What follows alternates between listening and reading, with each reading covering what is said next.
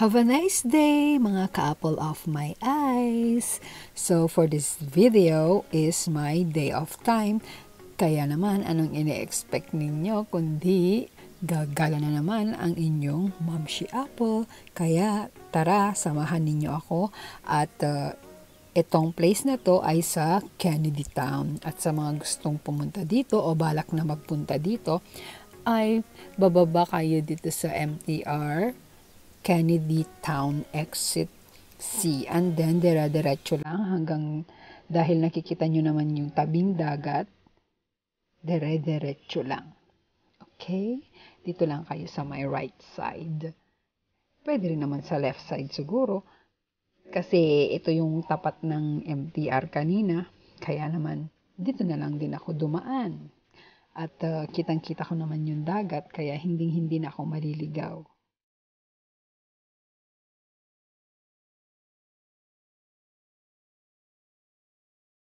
So, from MTR to Seashore, doon sa pupuntahan ko na playground, you have to walk 10 to 15 minutes. Kung matagal-tagal kang maglakad at may kausap ka, habang naglalakad kayo ay nagchichikahan kayo, siguro talagang matagal. Mga abot ka doon ng mga 20 minutes. Pero kung katulad ko na mabilis maglakad or wala namang kasama, lakad lang ako ng lakad habang nagfe-film, 10 minutes lang.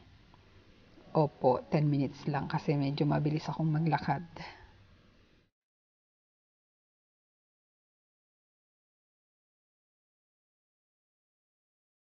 At di ko na rin mabilang kung ilang kanto yung tinawid ko bago makarating doon sa tabing dagat.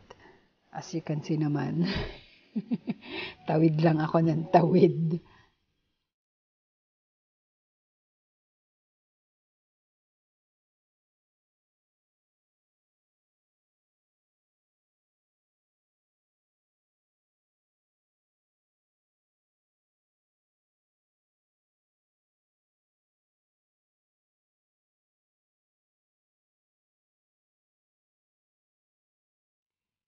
Ayan, lipat tayo dito sa kabila kasi sarado yung daanan doon at makikita ninyo yung fire station.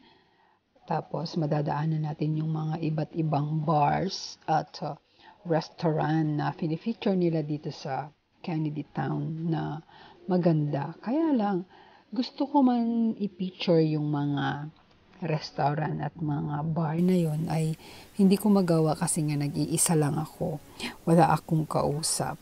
I mean, mamunta nga pagka nagfe-film ka doon na nagsasalita ka mag-isa. Hindi katulad yung may kasama ka na nagfe-film ka. Parang mas nakaka-excite, diba? Pero yung ganito, ang boring, sa totoo lang. Pagka mag-isa ka na nagfe-film, ang boring at saka napaka-awkward kasi tinitignan ka ng mga tao. Hindi katulad pag may kasama ako, nagiging lively yung aking pagbablog kasi nga may kausap ako. At syempre, very proud ako na may kasama na nagbablog. Hindi katulad yung wala. Hindi ako makapagsalita na mag-isa.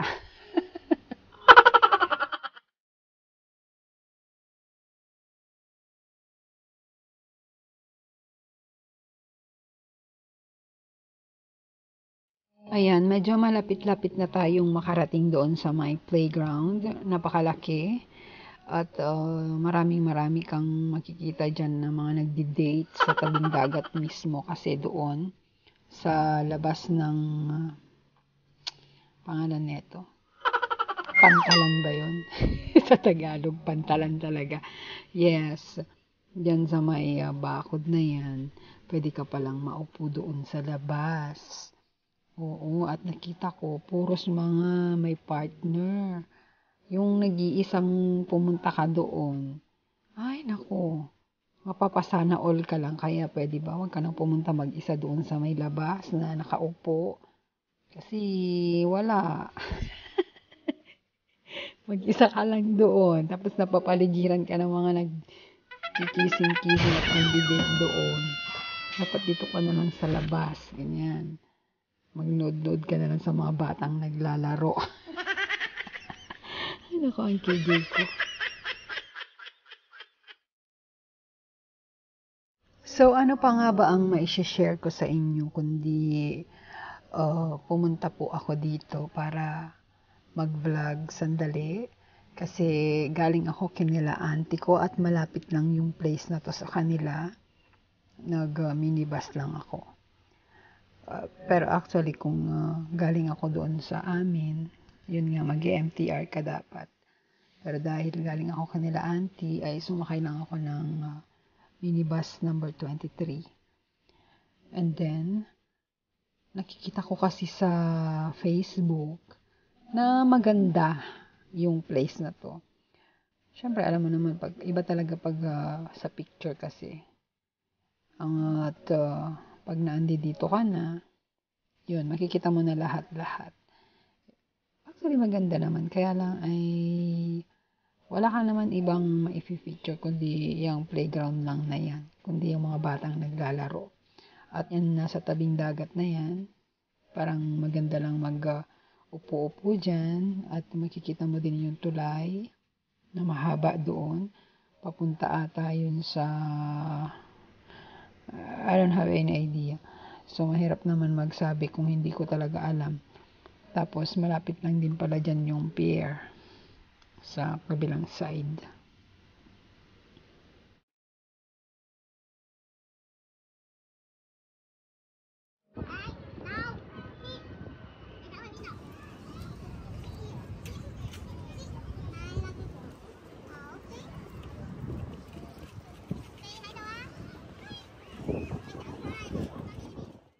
Ayan, habang nakaupo ako ay may nakita akong pagong na naglalakad. Inilalakad siya nung may-ari. Tunay na pagong yan. Pero para siyang artificial, di ba? Pero tunay talaga. Kaya nga,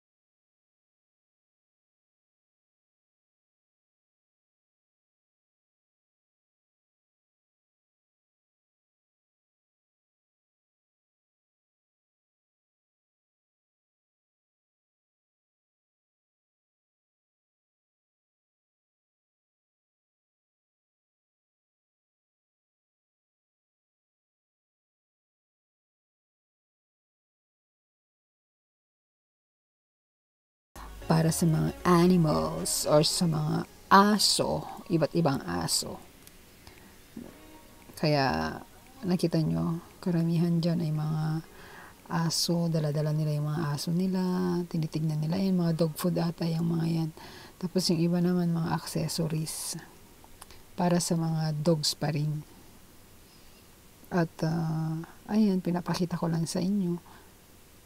Tapos later ay lalabas na ako.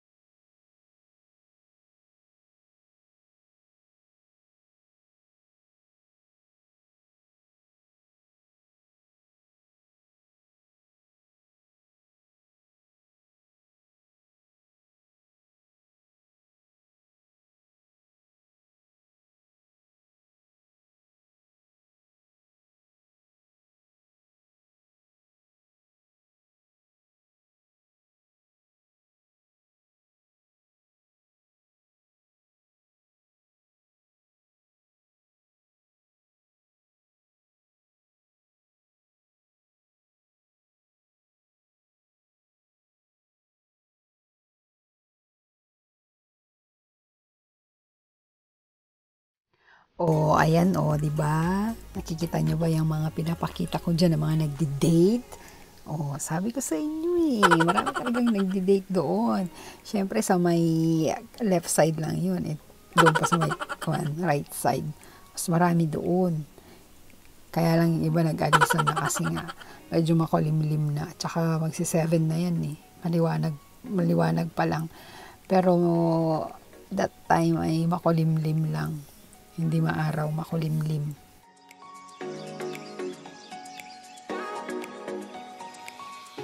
Ayan, at dahil pauwi na ako at patapos na ang aking vlog, maraming salamat po sa mga subscriber ko na laging nandiyan at laging nanonood ng aking mga videos sa pagbibigay ng thumbs up at pagko-comment. Thank you so much.